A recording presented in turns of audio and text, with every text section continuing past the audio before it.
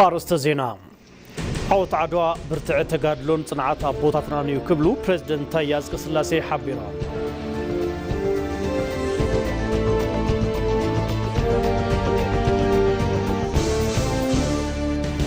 بدمጽ ተሳትፎን ደቂ አንስትዮ ብልጽግና ኢትዮጵያ ክነረጋግጽና ክብላ ከንቲባ አዳነች አቤቤ ገሊጸዋል።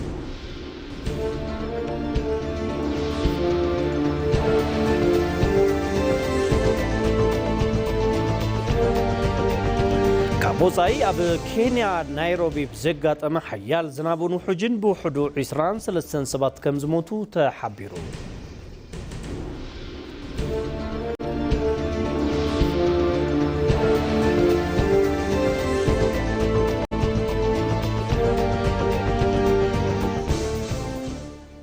على سنبت 29 يكاتيت كل تشحن 18 عام تمرت قطر ساعات 9 عخيلون اباكم زحرنا يوم ادزينا اي تي في تغرينا حزنا لكم قربنا لنا كما يتعلو كبرات تملكتي مزيناتات غيتاچو الله مساهم كصنح يسنا مكتال نكون لكم تمنيتنا يفلما حصرت زيناتات عدوا زبن تساغاري عاوتن حبراوي زخرن ኢትዮጵያውያን ዝተሰመየ መጽሐፍ ኣብ ዝኽሪ ዓውት ዓድዋ ተመሪቖም ኣብቲ ስነ ስርዓት ምረቓ ፕሬዝደንት ታዬ አጽቀሥላሴ ኣፈ ጉባኤ ታገሰ ጫፎን ከንቲባ አዳነች አቤቤን ሓዊሱ ላዕለዎት ሓለፍቲ ስራሕ መንግስቲ ኣባላት ሰራዊት ምክልኻል ሓርበኛታት ኣቦታት ሃይማኖትን ሰሙያ ኪነ ጥበብን ተረኺቦም ፕሬዝደንት ታዬ አጽቀሥላሴ ኣብቲ እዋን ኣብ ዘመሓላለፍዎ መልእኽቲ ኣብቲ መጽሓፍ ዓውት ዓድዋ ብርትዕ ተጋድሎና ጽንዓት ኣቦታትናን ካልኦትን ዝተተረኹሉ ሓቂ ተመልኪተ ኢሎም مدلاوت مصحف تساتف كلهم مسغانا يغبا زبلوتهم بريزيدنت نفلطم يخون تاريخ زرسعوم نمذكار صعري تغيرو يكبلون غليصم واغا زخفلو فانوس نخنغبروم زحغزيو تماللومن زراخبيو بمبال ኢትዮጵያዊ መንነትናውን በደንብ በግልጽ ዓድዋ ዓለም ለኸ ማህበረሰብ ንክርድኦ ምግባር ካል ናይቲ መጽሐፍ አስተዋጽኦ ኢላም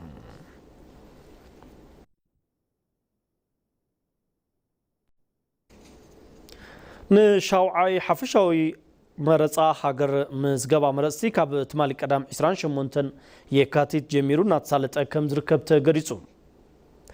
ምዝገባ መረጽ መጅማሩ ሲዒባ ብስፍላሉ ከባብታት ኢትዮጵያ ዜጋታት ናብ መረጻ ጣብያታት ብምኻድ መረጻ ካርዲ ኢሉውን ብሞባይል ምርጫ አፕ መረጻ ቁጽሪ ናወሰዱ ይርከቡ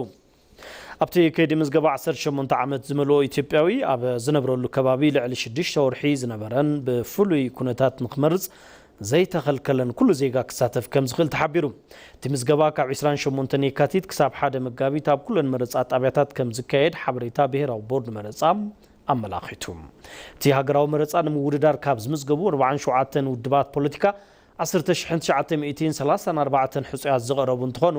2098 ሕጹያት ንባይቶ ወከልቲ ህዝቢ 8736 ድማ ናይ ክልላት ተወከልትን ከም ዝኾኑ ሪፖርተርና በሪሁ ብርሃነ ካብ ክልል ዓፋር ዝለኣኹ ጸብጻብ ኣመላኺቱ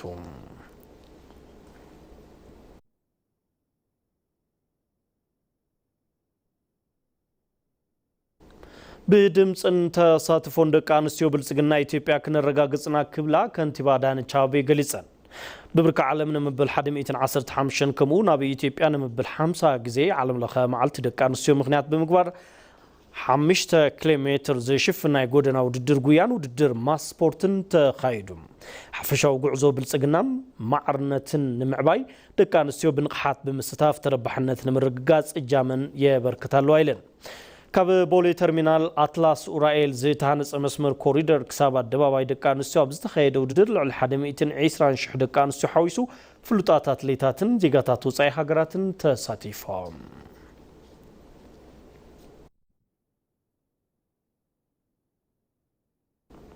መገዲ አየር ኢትዮጵያ በደቂ አንስትዮ ጥራሕ በረራ በመካየድ ዓለም ለኸ መዓልቲ ደቂ አንስትዮ ማርች 8 እናብ ዕለይርከብ ዓለም ለኸ መዓልቲ ደቂ አንስትዮ ማርች 8 ድምጺ ደቂ አንስትዮን ማዕርነትን ብልጽግቲ ኢትዮጵያን ብዝብል መሪ ሓሳብ ብዝተፈላለየ ኩነታት ይኽበር ኣሎ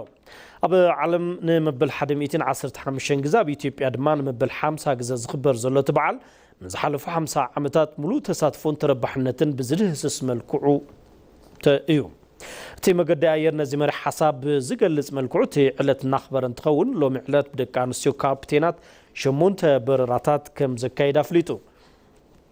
تي بررانا بفرانكفورت أكرا مومباي كايرو جيبوتي نيروبي ويندهوكن ريدوان زقبر نتخون بدكان نستيو كابتينات زبرحيو مقد اير إثيوبيا ببعمتو بدكان نستيو طرح بررا بمكياد عالم لخمعالت دكان نستيو مارتشي اتناب عالم ممسو زكاريو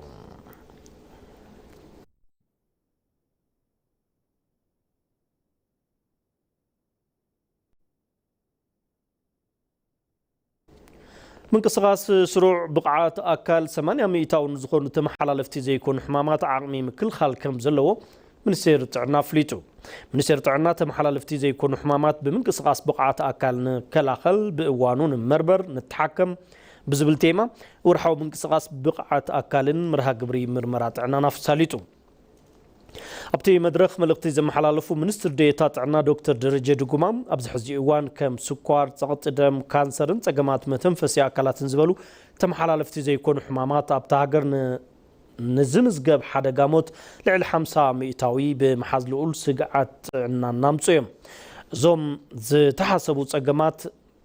تعنا بلوتي ميلا نبابران بسرع من قصقاس بقعات أكالن بالعول كنتات مكل خال كم زكال دكتور درجة دقوم أبريهم بفلايد ماستات 800 محلال في زي يكون حمامات بسبورت أو من قصقاس تراي متراف كم زكال بمسرح تي حبرت سب من قصقاس بقعات أكالن قدمت عنا مرمران ناي كل جزي باهلو كجبر كم زقبات حساسيبهم تي منستر بيت عيونتي مرها قبري ببورحو بمسندا نكال أوت أكلات أرآن مقان داسر حمقانو زقلت أتوم منستر ديتا كلهم أكلات نتقدي تغرت بمهاب تعي محبر السبن مهناس بحلافنات كين كساقسو صوعيتا محلالي فهم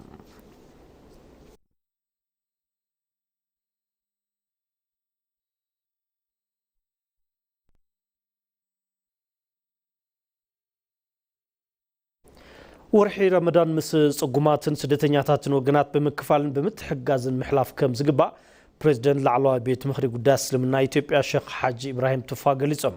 توم بريزيدنت لعلوا بيت مخري قداس لمنا أب مرها قبر شاد شهقراو إفتار قدنا كم زحبرو ورحي رمضان ناي لقسي ورحي سلزخونه مسلقاتات صقوماتن سدتنياتات وغناتن بحوار بمقان محلافي قبايلهم تختلتي من تسلمنا نملا علم دعاء كقبري يقبا زبلو شيخ حاج إبراهيم زلنا له وانا وكنتات هاجروا مرص ازكايد له بمقانو تمرصا فصوم سلاماون فتحاون نكخون مستاف كم زغبا اغنزيبام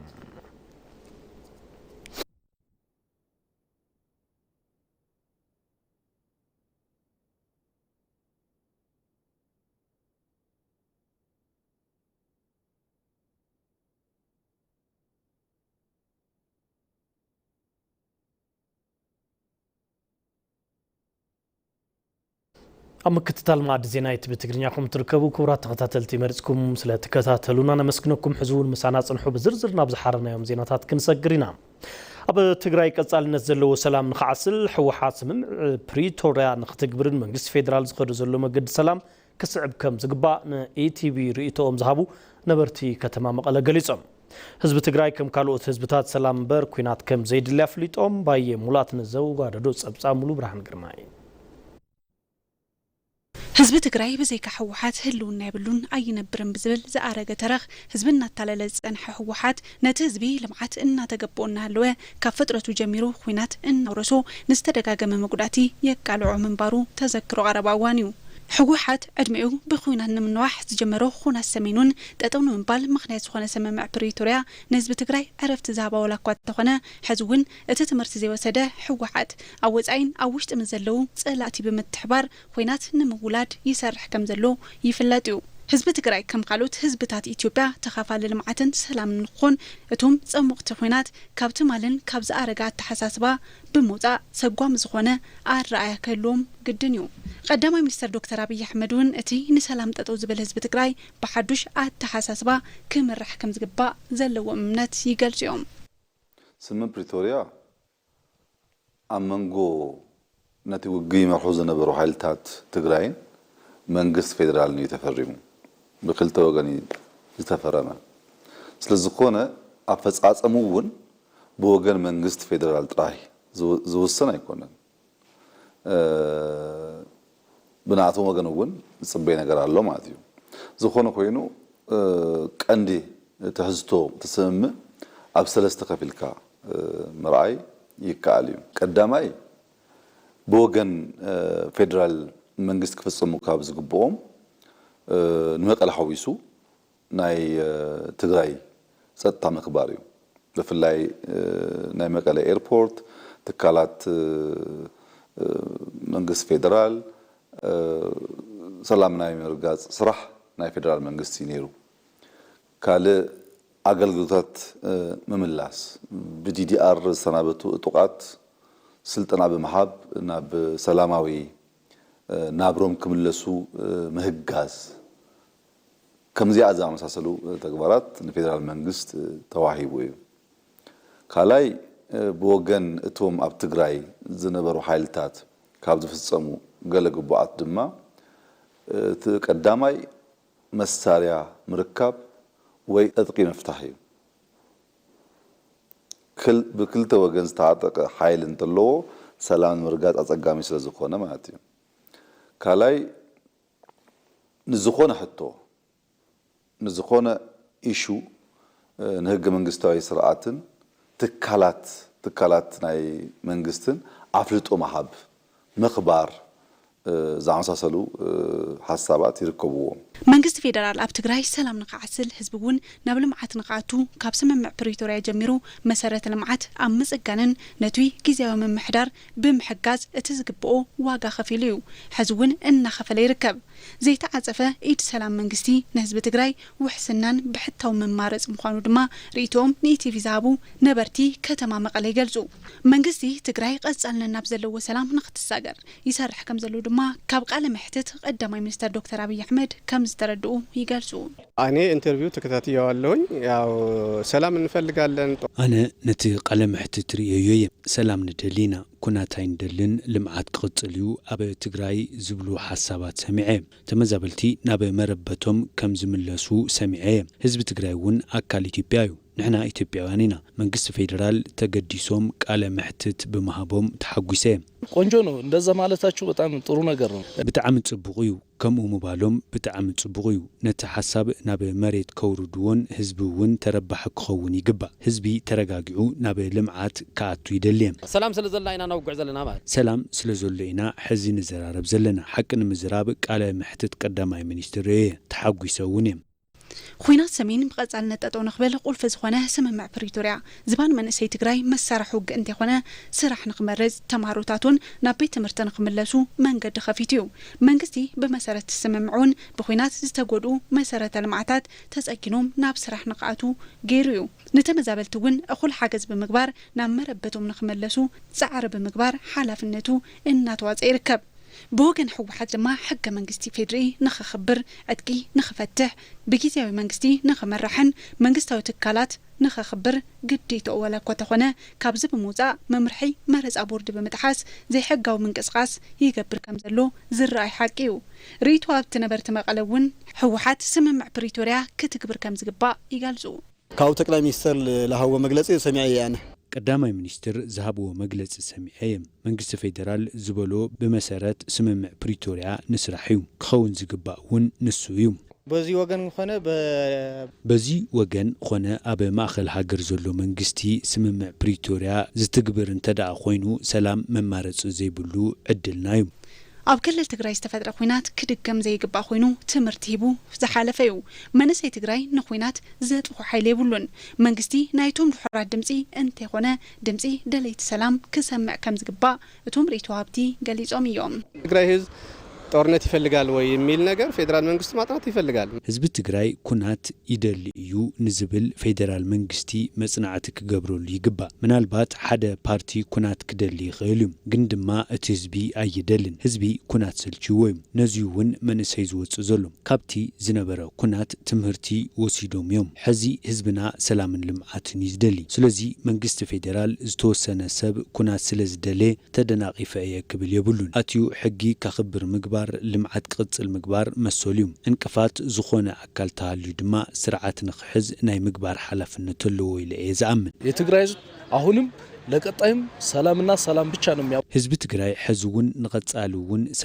ሰላምን ጥራሕ እዩ ዘዋጹ ህዝቢ ትግራይ ኣብ ዝሓለፉ ዓመታት ኣብ ከተማ አዲስ አበባን ኣብ ካልኦት ከተማታት ክልል ዝተሰርሑ ልምዓት ገጠርን ከተማን ኣብ ክልል ትግራይ እውን ንኽስራሕ ይደልዩ ቀዳማይ ሚኒስትር ዶክተር አብይ አሕመድ እውን ኣብ ካልኦት ከተማታት ክልል ዝተሰርሑ ስራሕታት ልምዓት ኣብ ትግራይ ክስርሑ ከም ዝግባእ ምግላጾም ይዝከር እዚ ሓሳብ በቶም ርእይቶ ሃብቲ እውን ተደጊሙ እዩ አሁን ለምሳሌ አዲስ አበባ ሐዋሳ ባህር ዳር ዋተበር ያሉ ከተሞች ሕዚና ኣብነት አዲስ አበባ ሐዋሳ ባህር ዳርን ካልኦት ከተማታትን ልምዓት ኮሪደር ተሰሪሖም ተለዊጦም እዮም ኣብ መቐለ ማይ እኳ የለን ብርግጽ እዚ ውጽኢት 27 ዓመት እዩ መሰረተ ልምዓት ክህነጽ ነይሩዎ ግን ድማ ኣብቲ ሽዑ እዋን ብዝነበረ መንግስቲ ኣይተሰርሐን ሕዚ እውን ሰላም ክንመርጽ ኣለና ኣብ ክልል ትግራይ ዝተጀመረ ጉዕዞ ሰላም ናብ ዘይመለሰሉ ምዕራፍ ንኽሰጋገር መንገድታት ሰላም ምጽዓብ ንጽባሕ ዘይበሃል ተግባር ከም ዘይኾነ እውን ተገሊጹ ስምምዕነት ሰላም ፕሪቶሪያ ነቲ መሰከፊ ኩናት ሰሜን ጠጠው ብምባል ዝሓለፉ 3 ዓመታት ሰላም ዝናፍቕ ዝነበረ ህዝቢ ትግራይ ዕረፍቲ ዝሃበ ምዃኑ ተሓቢሩ ኣብ መንጎ መንግስቲ ፌደራልን ሕወሓትን ዝተፈረመ ስምምዕነት ሰላም ፕሪቶሪያ ምትግባር ድማ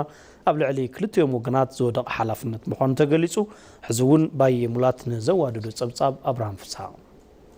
ኣብ ድርሳናት ፖለቲካ ኢትዮጵያ ከም ዝረአ ክሳብ ቀረባ እዋናት ስልጣን ውጽኢት ኣፈሙዝን ሚዛን ሓይልን ኮይኑ ጸኒሕ እዮም እዚ ካይዳን ሓሳብን ብመንግስቲ ለውጢ ንከይምለስ ተቐይሩሎም እዚ ዘይተቐበሉን ካብቲ ዝነበረ ተሓሳስብኦም ዘይተቐየረን ኣካላት ግን ነቲ ለውጢ ተቐቢልካ ምቕጻል ኣይከኣሉን ምስቲ ለውጢ ሓቢርካ ምጓዓዝ ዘይከኣለ ህወሓት ኣነ ዘይመርሓ ኢትዮጵያ ዋላ ተፈረሰት ኣይምልከተንን ብዝብል ኣካይዳም ኩናት መሪጹ እዮም መንግስቲ ተገዲዱ ዝኣተወ ኩናት ሰሜን ብሓይሊ ናይ ምዝዛም ዓቕሚ ዋላ እንተነበሮም ጸገማት ብሰላማዊ መገዲ ብዘተ ምፍታሕ ዝህልዎ ዘላቕ መፍትሒ ኣብ ግምት ብምእታው ስምምዕነት ፕሪቶሪያ ምፍራም ይፍለጥ እቲ ስምምዕነት ክልተ ተዋጋእቲ ሓይልታት ኩናት ጠጠው ንክብል ዝተፈረመ ጥራሕ ኣይነበረን ብወገን መንግስቲ ህዝቢ ትግራይ ብህወሓት ኮነ ካብ ወጻኢ ብዝመጹ ሓይልታት ንከይጉዳም ዝወሰኑ ንህዝቢ ዝተኸፍለ መስዋዕት እውን እምበር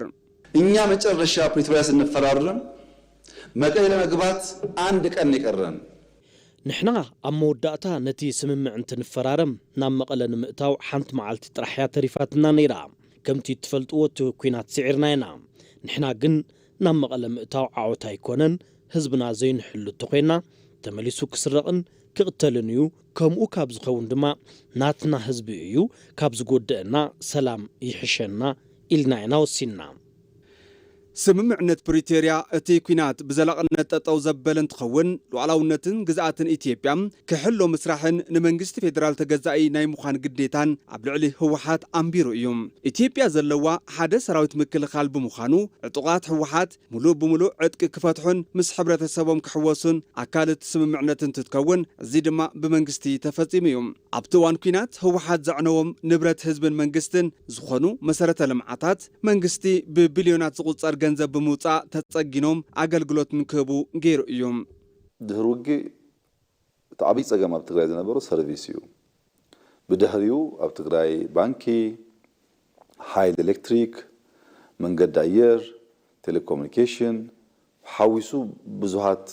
ገለ ኣገደስቲ ኣገልግሎት ናብ ንቡር ተመሊሶም እዮም እዚ እውን ዓብይ ዓወት እዩ ንህዝብና ኢለ ዝኣምን ሰብኣዊ ሓገዝ ብዝተማልአ መንገዲ ናብ መላእ ትክልል ክባህፀ ተገይሩሎ ሹ ብዙሕ ጸገማት እዩ ዝነበረ ስምምዕነት ፕሪቶሪያ ኣብ ምፍጻም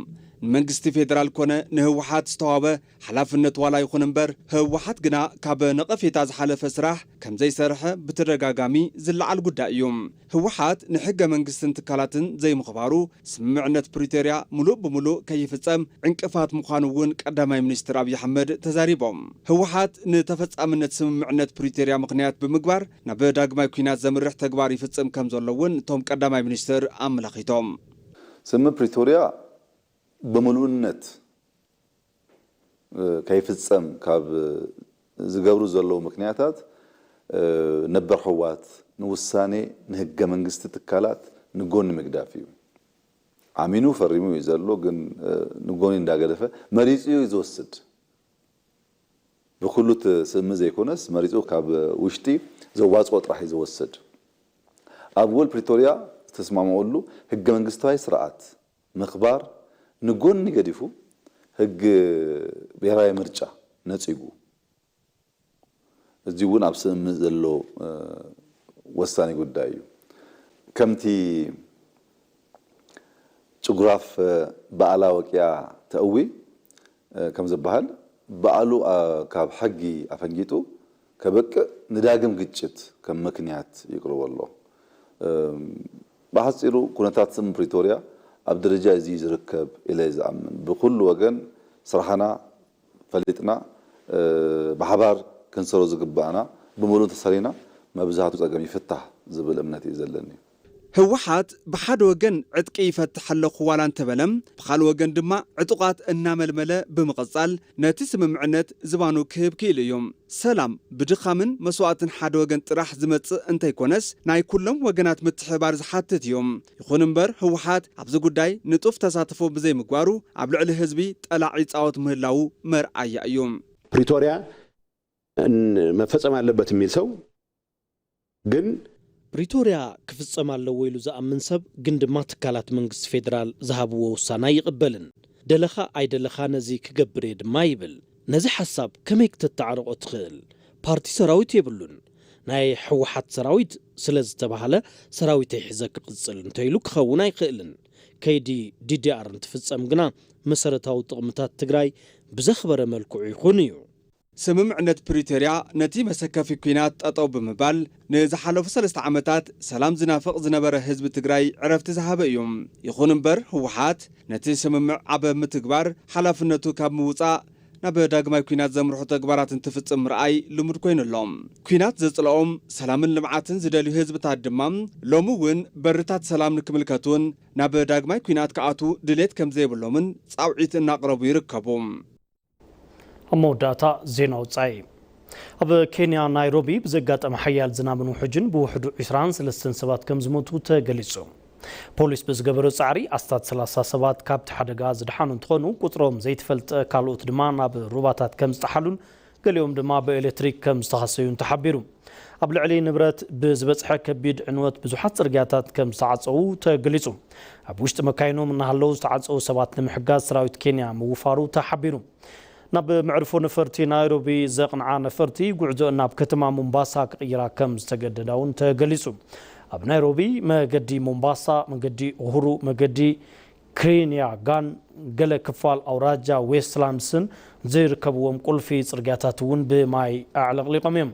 كفلي متروبولوجي كينيا نوح اوان زي صنح يغريتا كفلي مترولوجي كينيا نوح اوان زي صنح برتوع زناب كم زن ما قدمو اتنققو من بارو تحبيرو كبل صبص بي بي سي املاخيت اللهم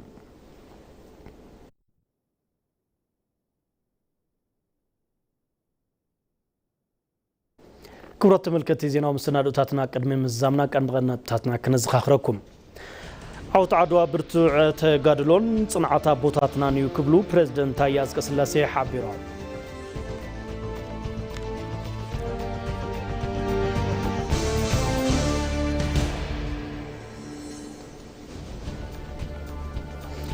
بدمصن تساتفون دق انسيو بلصغنا ኢትዮጵያ كنرغاغصينا كبلا كنتيبا አዳነች አቤቤ ገሊጻ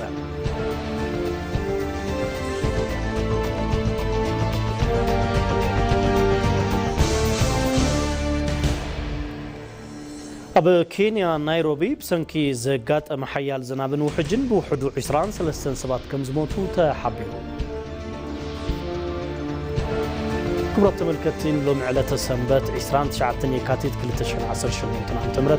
قطر ساعات شعتنا بقوم زحرنا يوم عد زينا ايتبي تغنيا زي كتكتاتلو صنحكم مسل نيرو نسلم كتالكم نمسكن جيتاچو الله مسمو استوديو حبيركم نيرا بزلكم مسترف مدلاتنا سنه غزين كونكم تميتنا